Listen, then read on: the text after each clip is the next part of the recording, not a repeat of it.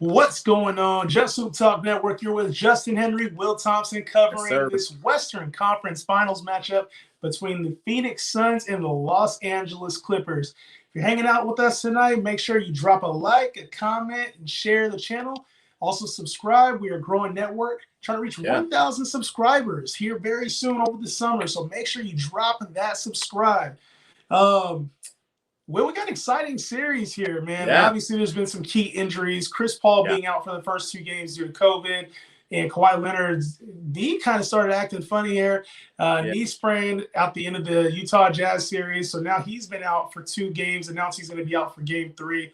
Some key injuries here in the Western Conference Finals, but here we are, two really talented teams on both sides of the ball, and we also have some emerging stars on the Clippers side of the ball, especially. And the Phoenix Suns as well. Yeah. But let's talk a little bit of overview, kind of go through what's working right now for the Phoenix Suns and where the Clippers can come back, and then also make predictions for the rest of the series. So first, just kind of talk about your thoughts on this Phoenix Suns Los Angeles Clippers series. Yeah, I mean, I think an interesting thing to keep in mind about this series is the Clippers had every opportunity to steal that game and to tie the series and take back home court advantage. Like, obviously, it looks really bad right now for the Clippers.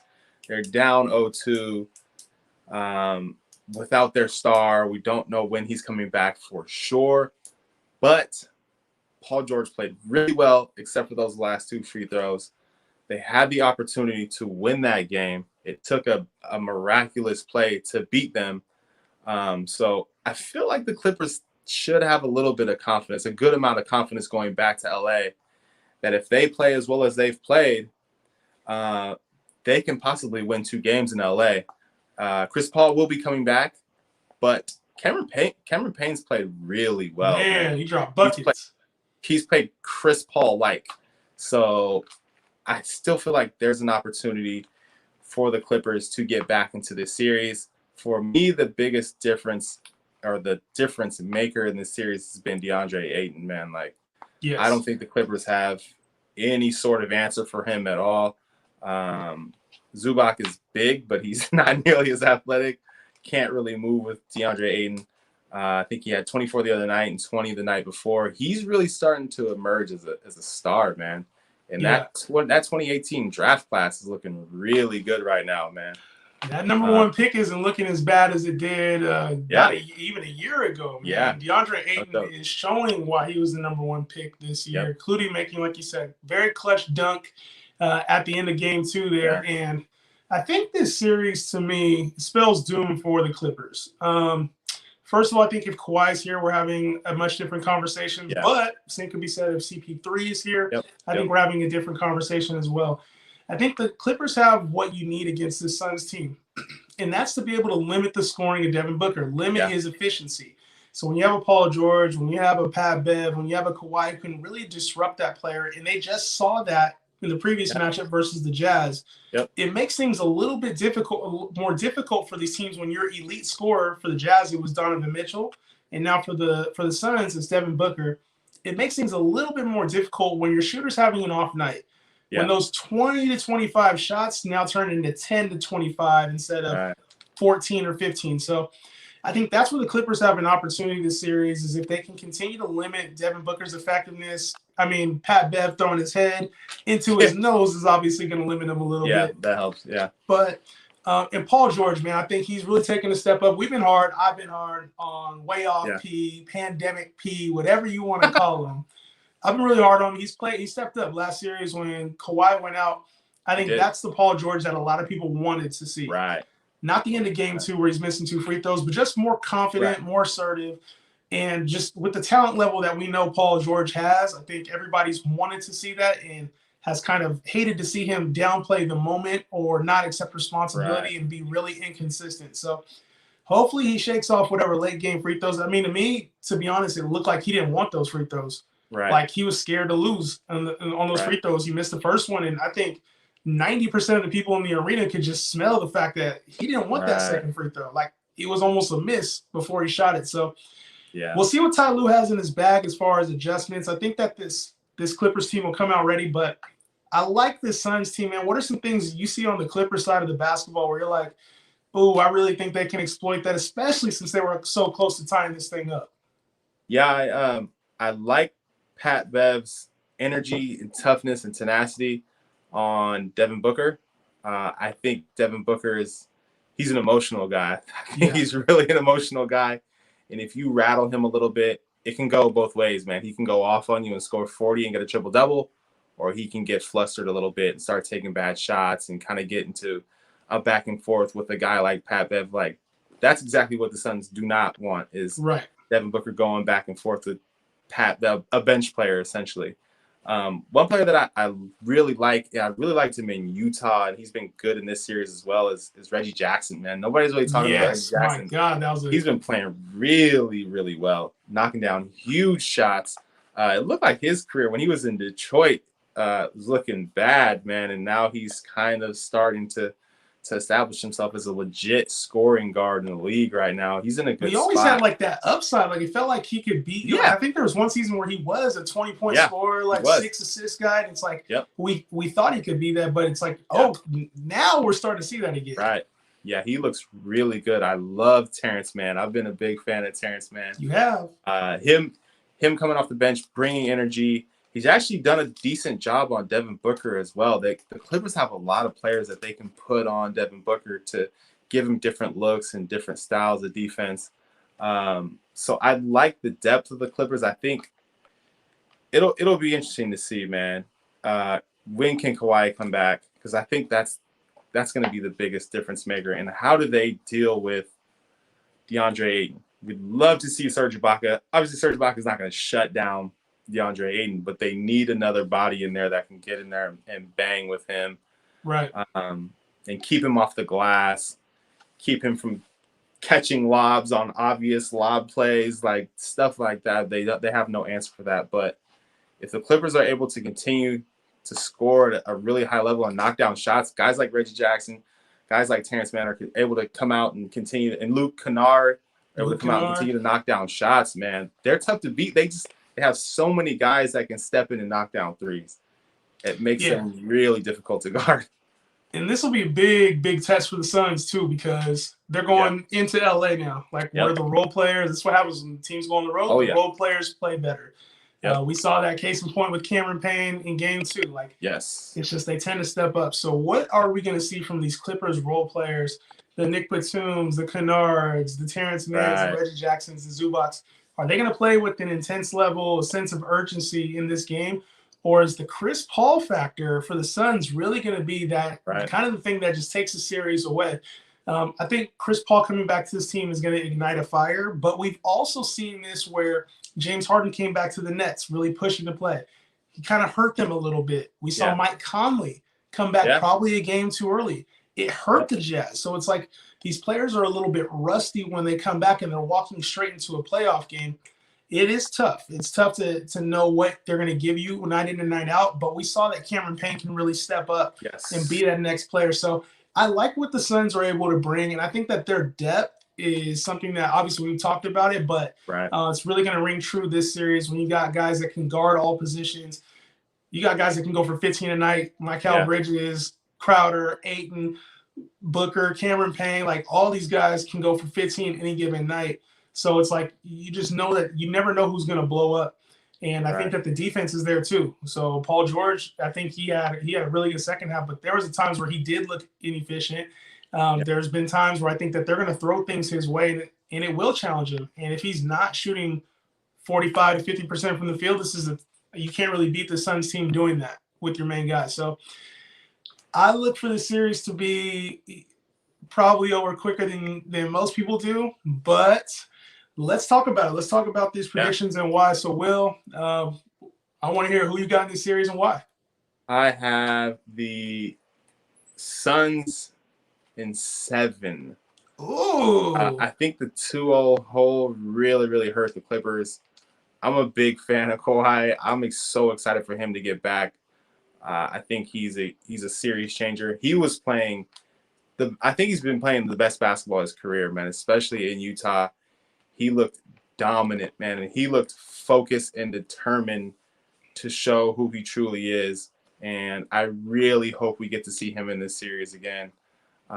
It's looking like not game 3, hopefully game 4. If the Clippers can steal one game without him, I think we got a 7-game series, and I think they will, dude. I really do think they will. Yeah, we'll see. Ty Lue is known for his adjustments, known for making things happen mid-series, so we will see. But Chris Paul's back. I think Kawhi isn't really in the picture. Maybe game 4, it might be too late. Even going back to La La Land, I'm bringing out Suns in 4. Suns in 4. Like, that's what I'm thinking. I'm thinking it's Suns in 4, knocked out, you name it. Western Conference Finals is over in 4 games. Suns win 4. I just think that this team is too talented. And with the Clippers being banged up, unless the role players just strike hot again, if we get a Terrence Mann 40-point game again, who knows? Then maybe okay. But, like, I'm not banking on Terrence Mann. I think it was, 15 for 20 or something like that in the game. If he's doing that, great. But unless his team has another scorer that can be consistent, if Reggie Jackson's putting up 30, like maybe. But I just don't see it with this team. And I think the Suns are too deep and they're too talented defensively, whereas even the Jazz, I think, weren't able to give the Clippers enough problems on defense. I think the Suns team is really well disciplined. They play at their pace, whether it's fast or slow. They're able to do both. They're able to hit big shots. And they're tough and gritty, too. We've seen them get kind of tested in the Lakers series. Now this series with teams throwing elbows and talking back and forth. We saw DeMarcus Cousins pushing at the end of the game. I think the Suns team is war ready, and I'm not sure what else is stopping them in the way. So I got Suns in 4. Suns in 4. Yeah, the Clippers really need someone else to step up. They need Luke Kennard to have a big game. They need Reggie Jackson to continue to play well, and they really need someone like a DeMarcus Cousins to come out and have a big game. We saw DeMarcus Cousins play really well for a short stretch in the first game. It just doesn't look like he's physically in shape. Like he's been sitting on the bench for a long time. But they need a big game from someone like that to hold them over until they get their guy back, until they get the robot back into the mix. They needed a Serge Ibaka, man.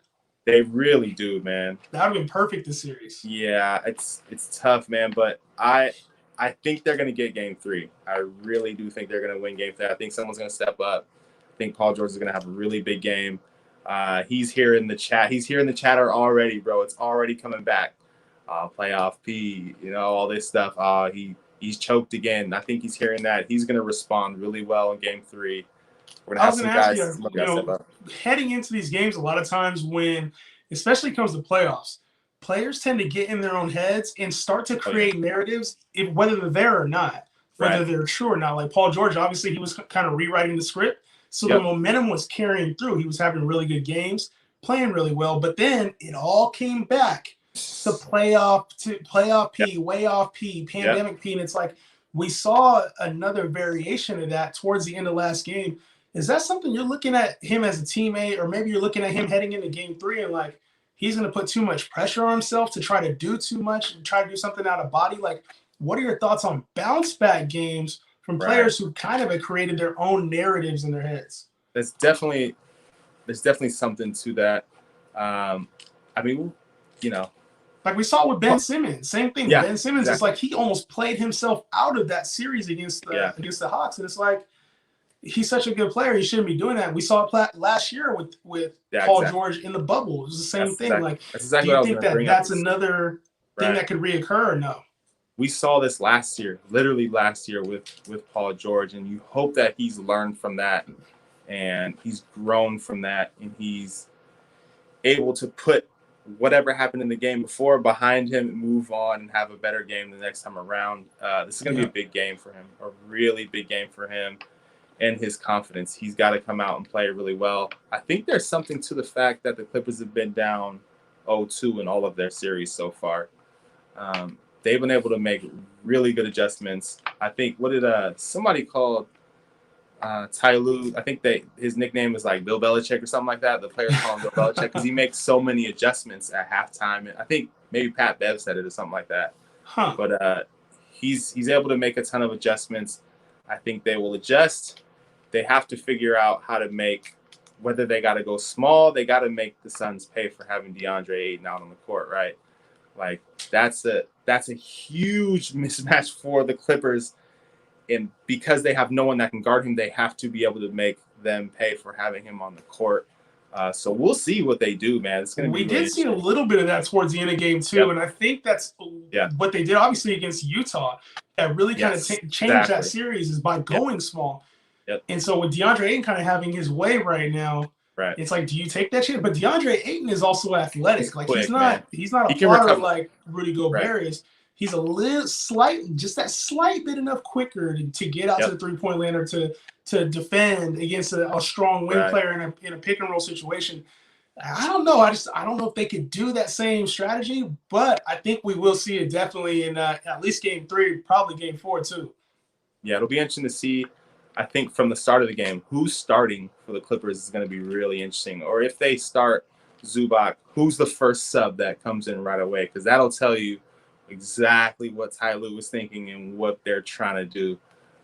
So keep an eye out for that if you guys are watching the game. Who's starting or who's the very first sub for the Clippers? Last thing before we go about this Clipper team. Do you think Pat Beverly is a curse? Like, just a straight up curse, bro. Like, he's sitting there waving, talking to Devin Booker, like, with 0.8 seconds left in the game, like it's already over. There's reports that he was waving to the crowd, like trying to send them home when there was 0.8 seconds left. Like, is this dude cursed or something just because of his bravado, the way that he plays the game? Like, it's almost like he just doesn't respect the other team or what they bring to the table. And a lot of times it comes to bite him in the ass. So for me, I'm looking at Pat Bev. I'm like, bro, like, you played all this time. This is the furthest you've ever been in your career, and you're still doing the same childish antics. It's like at some point, that stuff is karma. Like when you play hoop, the basketball gods don't play. We know that. Yeah. The basketball gods do not play. And when it comes to Pat Bev, I just feel like and maybe this is just me being a hater. Like I just feel like he doesn't respect his opponent well enough, and he tries too many little things. Like he's not playing the game the right way. He's trying to do dirty stuff. Right. And to me, like, you reap what you sow. And we saw that, I think, firsthand in game 2. Yeah, I think he reminds me, it's similar to, like, Draymond Green, right? Like, the other but stuff. But Draymond's more classy. Like, Draymond has a little bit different type of flair to him than Pat. Wasn't Draymond the dude kicking people in the nuts back in the day? He's the one, he's always barking on the court and type of stuff, but I think it's kind of like it comes with these guys, right? Like what Pat Bev gives you, this comes with it. The reason he's good is because he's dumb, dude. Like it's almost like he's done. Like you can come down the court, cross Pat Bev over, make him fall, pull up and hit a 3, and he'll come right back in your face with the same level of the defense because he doesn't care, bro. He doesn't like he's different mentally. Something's like slightly off with him that makes him able to sit down, because most people they don't want those types of problems with like Devin Booker, because eventually he's going to torch you. He's going to make you look bad. So the only person that could potentially do that and bring that type of energy every single play is somebody who's like slightly off a little bit. That dude's off, man. And it's like one of those things. I don't know, man. It's like I think of like it can work for you or it can like kill you, you know? Yeah, but I think of like the Robins. I think of like the Draymond Greens. I think of someone else like, and even Chris Paul kind of plays like that sometimes. Oh yeah, hell yeah. And it's like it doesn't really seem as dirty like the stuff Pat Bev used to do with like Russell Westbrook and like Dame Lillard. It's like he's almost trying to, and Steph Curry, like he's trying to create this persona that really ain't him. Like I feel like I don't know. Like I said, maybe it just sound like a bunch of blah hate, like just a bunch of hate just coming out my mouth right now. But Pat Bev, to me, I feel like, until he changes, and he never will because that's who he is, until he changes his perspective on the game and like playing a little bit cleaner, I feel like this Clipper team might be cursed. Unless they beat the Suns team, I'll be right in this case, right? Yeah, last year they were doing the Dame time thing to Damian Lillard after the game. I did see Pat Bev when he was on the bench and Rondo was guarding Devin Booker, and Pat Bev is telling Rondo, force him left, force him right, because he only likes to go left, force him right. Like, bro, don't talk to Devin. Like, leave Devin Booker alone. He can definitely go right and score. Like, but he's just like, that's his thing, bro. Like, he's always working, trying to.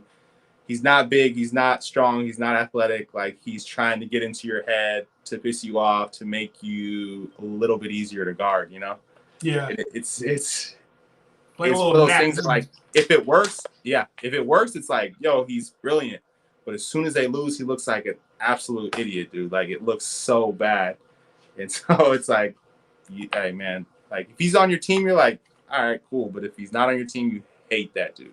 Yeah. Hate that dude. Well, 10 seconds away from this being a 1-1 series. The Clippers are now down 0-2 to the Phoenix Suns and have a tough road ahead, even though they're going home. It's going to be a tough road ahead with Chris Paul coming back. Let us know your guys' thoughts in the comments.